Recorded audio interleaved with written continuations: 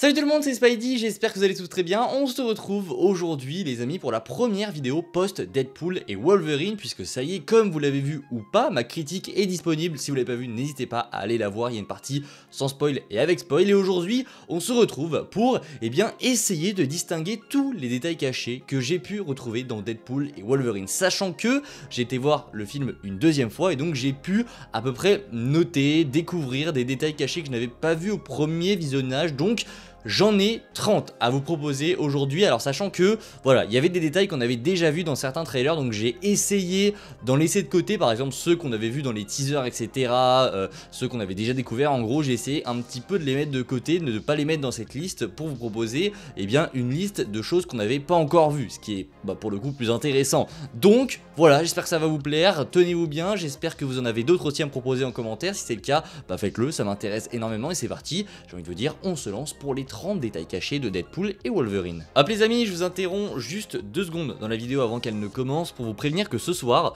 on sera en live à 20 h sur la chaîne pour un petit peu théoriser. C'est un live en gros attente de la San Diego Comic Con qui, je vous le rappelle, aura lieu dans la nuit de samedi à dimanche. Et ce soir en live à 20 h, on va vraiment théoriser sur tout ce qu'on pourrait avoir comme annonce. Donc venez, ça va être super cool. C'est à 20 h et je compte sur vous parce que voilà, on va théoriser comme des fous et je pense que ça va être vraiment cool. Et on commence par la scène d'introduction qui d'ailleurs je trouve est incroyable, puisque dans cette scène, vous le savez, Deadpool est en train littéralement de massacrer du coup les agents du TVA avec du coup le squelette de Logan. Et pendant ce combat, on entend la musique, donc Dancing Bye Bye Bye. Il faut savoir que cette musique, elle n'est pas là au hasard, c'est une musique qu'on avait déjà entendue dans X-Men 2 où donc ils sont tous dans une voiture. Alors il y a Wolverine et il y a Cyclope de mémoire, et en fait à ce moment là on entend cette musique Bye Bye Bye, et donc elle a été réutilisée dans Deadpool et Wolverine. Donc voilà, petit détail intéressant de savoir que cette musique elle n'est pas choisie au hasard, mais on l'avait déjà entendue dans un film X-Men. Ça, je trouve que c'est plutôt cool. Deuxième détail caché, il s'agit du coup de l'apparition d'Happy Hogan, qui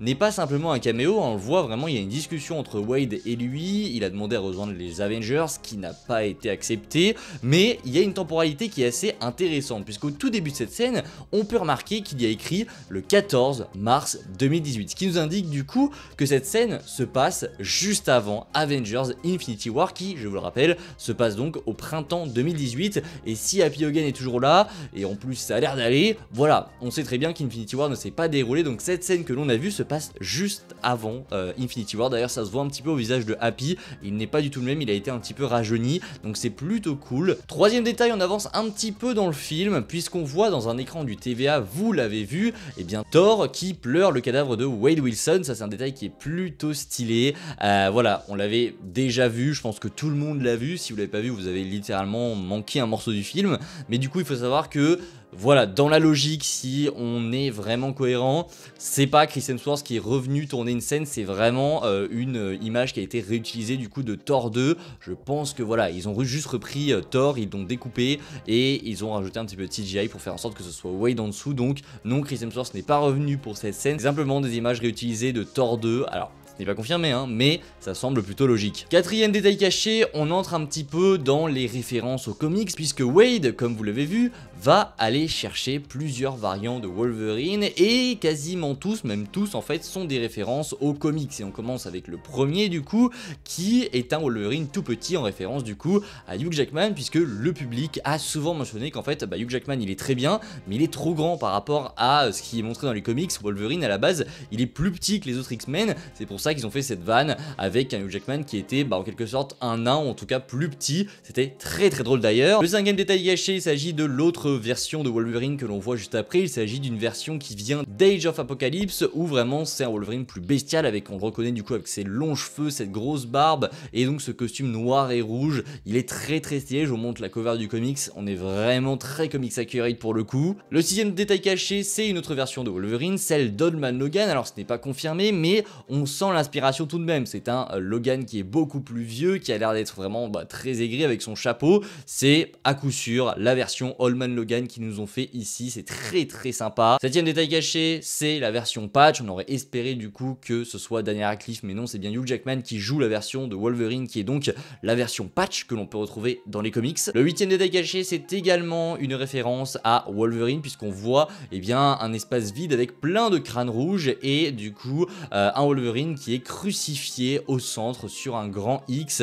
C'est une référence bien sûr aux comics où il y a une cover qui est donc la même. C'est très stylé. J'ai adoré toute cette partie de façon où ils ont traité des Wolverines. J'ai trouvé ça vraiment incroyable. Le neuvième détail caché, on continue notre périple avec les Wolverines, puisqu'on a cette fois-ci Wolverine dans sa tenue classique, marron et jaune, contre Hulk. Alors le Hulk, pareil, c'est comme Thor, c'est une version réutilisée dans ses griffes. Du coup, quand Wolverine du coup déploie ses griffes, on voit que c'est le visage du coup du Hulk qu'on a dans Thor Ragnarok, et de dos, voilà, ils l'ont fait en CGI très rapidement, et je pense même qu'ils ont pris un bout d'Avengers, un bout d'un film Avengers, on le voit, et ils l'ont simplement découpé et rajouté l'image de Deadpool. Je pense que c'est ça, mais en tout cas, ce détail était plutôt sympa. Et enfin, pour terminer ces détails cachés autour de Wolverine, on continue avec le 10e, avec le Cavillverine. Vous l'avez remarqué, il s'agit tout simplement d'Henry Cavill, qui a été donc rajouté ici en tant que Logan. Il est très stylé. D'ailleurs, n'hésitez pas en commentaire à me dire si vous trouvez qu'il est plutôt stylé ou pas du tout. Moi, j'ai trouvé vraiment qu'il avait la tête de Wolverine. Enfin, moi, j'ai beaucoup kiffé comment il rend en fait. C'est très sympa. Le 11e, on avance un petit peu et on se retrouve dans le néant, puisqu'en fond, derrière Wolverine, derrière notre Wolverine que l'on a durant toute l'intrigue, on peut remarquer un héliporteur du Shield qui est donc complètement écrasé dans le néant. Alors ça, je vous l'accorde, on l'avait déjà vu dans le trailer, mais on l'avait pas vu du coup en entier. Donc on voit un héliporteur, et tant qu'on y est, je peux vous donner d'autres petites références. On voit également du coup un vaisseau Chitauri qu'on avait déjà vu, et on va passer à un autre détail caché qui lui pour le coup n'avait pas été vu. Donc le 12e, c'est tout simplement au tout début, quand ils arrivent dans le néant, on a un plan sur un ancien casque de Thor qu'on avait pu retrouver dans les comics avec ses petites ailes au-dessus, et je crois derrière, mais ce n'est pas confirmé parce que je ne peux pas faire pause de cinéma, qu'il y a un ancien bouclier de Captain America qui est juste derrière. C'est à confirmer, je vous mets l'image ici en très mauvaise qualité, mais on est sûr de toute façon qu'il y a le casque de Thor, mais derrière on a l'impression qu'il s'agit du coup d'un ancien bouclier de Captain America. Je vous attends en commentaire pour savoir aussi ce que vous en pensez, mais moi j'ai vraiment l'impression qu'on a cette étoile et ce bleu derrière qui représente du coup le bouclier de Captain. Voilà, petit détail plutôt sympa. En 13e, évidemment, il s'agit d'un caméo que vous avez tous vu. Il s'agit évidemment de Johnny Storm avec le retour de Chris Evans dans le MCU. Ça, vous ne l'avez pas manqué. Alors n'hésitez pas en commentaire s'il y en a qui ont cru que c'était Captain, à vous manifester. Ça m'intéresse énormément parce que tout le but du caméo, c'est de faire croire que c'est Captain America et en fait révéler que non, du coup c'est Johnny Storm. Donc c'est très cool, et j'attends évidemment en commentaire de savoir si vous êtes tombé dans le panneau. Alors moi pour le coup non, parce que voilà, pour ceux qui avaient vu les rumeurs, on savait déjà que c'était Johnny Storm, mais pour le reste, peut-être que pour le grand public, vous n'avez pas forcément capté direct qu'il s'agissait de Johnny Storm et non Captain America. En 14e, c'est évidemment la référence à Furiosa qu'il fallait caler, puisque vous le voyez, quand Dent de Sabre se fait littéralement couper la tête par Wolverine, on voit Deadpool qui prend sa tête et qui commence à faire un discours en référence à Furiosa, à la saga Mad Max. Il y a plein de références. Il le dit au tout début quand ils arrivent aussi dans le néant, il dit que ça fait très Mad Max. C'est très drôle. Donc voilà, petite référence à Furiosa pour ceux qui n'avaient pas compris ce discours. C'est en référence évidemment à la saga Mad Max. En 15e, on retrouve des petits animaux qu'on avait déjà vus. Il s'agit de petits, alors je ne sais pas du tout ce que c'est, on va dire des petites poules, des petites dindes que l'on voit dans Loki, ce qui connecte un petit peu les projets, puisqu'on avait vu ces espèces de poules du coup dans Loki. On les retrouve ici dans Deadpool et Wolverine. Donc voilà, petit détail sympa qui rajoute un peu de cohérence entre ces deux programmes qui sont pour le coup vraiment liés. Le détail qu'il ne fallait pas manquer en 16e, il est plutôt cool, c'est que vous l'avez vu, Johnny Storm, tout son intérêt c'est de faire croire qu'il est Captain America. En fait non, mais ce qui est vraiment intéressant avec lui, c'est qu'il dit énormément de gros mots. Alors je vais pas les citer pour pas être démonétisé, mais entre autres il dit tête de bite, voilà, ça surprend même Deadpool. Et en fait tout l'intérêt de ce caméo, c'est de faire donc une blague autour de Captain America, puisque souvenez-vous, dans le MCU, à la base Captain America, il disait zéro gros mots. C'était même une blague, une référence qu'on avait dans Avengers 2, comme quoi il fallait pas dire de gros mots. Et ici on a un Johnny Storm qui littéralement sort des horreurs, sort des insultes de partout, des gros mots du coup à Cassandra Nova. On le voit même en scène post-crédit. Pour le coup, ça a été un running gag très drôle, et c'est très bien pensé de la part de Ryan Reynolds. On avance un petit peu plus dans le film avec le 17e plutôt détail caché. Il s'agit de la Honda Odyssey. Vous le savez, on a donc Nicepool et Dogpool qui rencontrent Deadpool et Wolverine, et Nicepool va donc prêter sa voiture à Deadpool et Wolverine, et il faut savoir que cette voiture, c'est pas une voiture banale comme ça, c'est pas une voiture qui a été choisie comme ça, c'est une Honda Odyssey. Comme vous le savez, Deadpool après il fait une blague en disant que c'est une voiture de merde, mais ce qu'il faut savoir c'est qu'en fait la blague vient de la réalité, puisqu'en fait c'est la voiture que possède Hugh Jackman dans la vraie vie. Je crois qu'il s'agit de ça, je ne suis pas sûr du tout. Voilà, c'est une rêve qu'il fallait trouver. Il a dit dans une interview qu'il conduisait donc une Honda Odyssey, et donc ici c'est juste Ryan Reynolds qui se moque de la voiture de Hugh Jackman qui est donc une Honda Odyssey dans la vraie vie. C'est très très drôle. En 18ème, ça aussi on l'avait déjà vu dans les trailers, dans les teasers plutôt,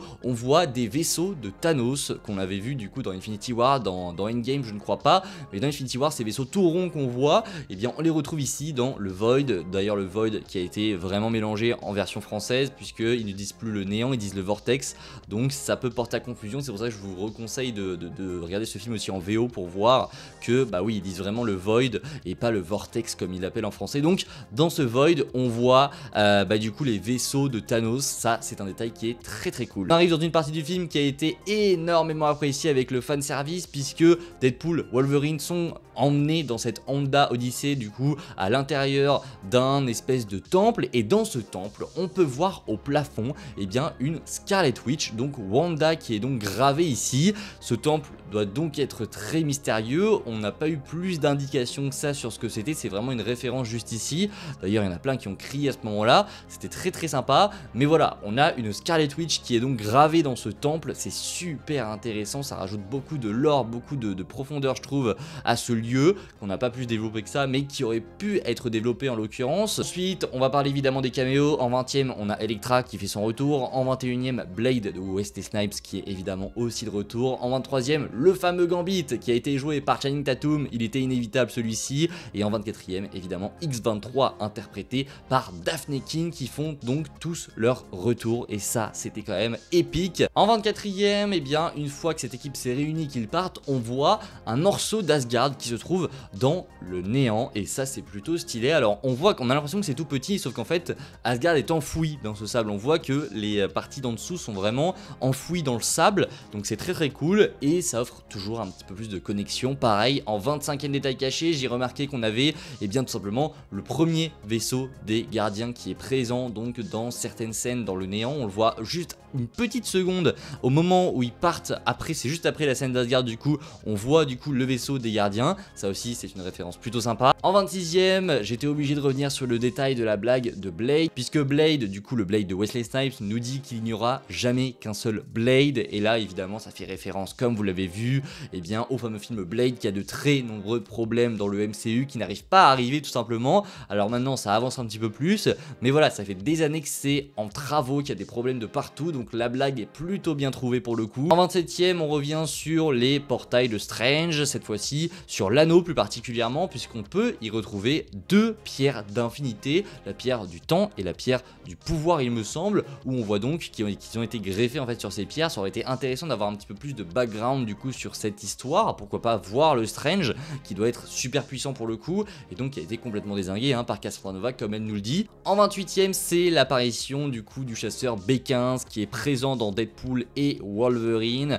C'est plutôt cool, on a l'impression qu'elle est un petit peu plus haut gradée depuis la fin de la saison 2 de Loki, je pense que c'est le cas, on verra bien si on la retrouve à un moment donné, je pense que oui on la reverra, mais en tout cas ça faisait plutôt plaisir de la voir ici. En 29ème, je ne pouvais pas passer à côté, le casque de Wolverine qui a donc été rajouté à la fin donc du film, dans l'espèce de dernière bataille qu'on a contre la Deadpool Corps. La Deadpool Corps qui est présente, je vais pas vous faire toute une énumération de tous les Deadpool, puisque en soi les autres Deadpool qu'on a, enfin les Deadpool qu'on avait déjà vus, on les avait déjà vus, que ce soit Lady Deadpool, Dogpool, Babypool, Kidpool et Headpool, on les avait tous déjà vus, et le reste des Deadpool ils sont pas super intéressants, c'est des Deadpool banals en fait qui ont été juste rajoutés, ils ont tous en fait une particularité. Il y en a un par contre qui est plus intéressant puisque c'est une référence à la vraie vie, et là on entre donc dans le 30e détail caché. Il s'agit du coup d'un Deadpool qui a un espèce de drapeau, on aurait pu dire que c'est un drapeau drapeau du pays de Galles qui est sur lui, sauf que non, c'est tout simplement un Deadpool Wrexham. Wrexham, qu'est-ce que c'est? C'est un club de foot qui a été racheté par Ryan Reynolds, et en fait, le logo de Wrexham, c'est tout simplement ce qu'il a sur le torse ici, donc en fait, c'est un Deadpool qui fait référence à l'équipe de foot que Ryan Reynolds a racheté dans la vraie vie. Ça aussi, c'est très marrant. Il y en a plein qui pensaient qu'en fait, on le voyait un petit peu dans l'ombre dans certains teasers, et on pensait que c'était l'uniforme des Avengers dans Endgame quand il remonte le temps, sauf que pas du tout, c'est juste le logo de Wrexham, et c'est une référence qui était plutôt sympa. Et enfin, pour terminer, donc il n'y en a pas 30, il y en a 31. Quand Deadpool et Wolverine se battent contre tous les variants de Deadpool en plan séquence, on peut apercevoir sur le buste la tête de Stan Lee. Voilà, donc il y a aussi la boutique de Rob Liefeld qui est derrière eux un moment, mais ça on l'avait déjà vu, on l'avait déjà analysé, mais sur ce buste on voit la tête de Stan Lee. Voilà pour tous ces détails cachés concernant Deadpool et Wolverine. Il y en a sûrement que vous avez déjà vu, peut-être que j'ai réussi à vous surprendre avec certains. J'attends vos avis en commentaire. Pareil, si vous avez d'autres détails cachés, j'attends aussi d'avoir un petit peu tout ce que vous avez trouvé en commentaire, ça m'intéresse énormément. Je vous dis à la prochaine, c'était Spidey, n'hésitez pas comme d'habitude, le like, le partage, le commentaire, et on s'abonne si mon contenu vous plaît. Je vous dis à la prochaine, prenez soin de vous, c'est le plus important. Ciao tout le monde.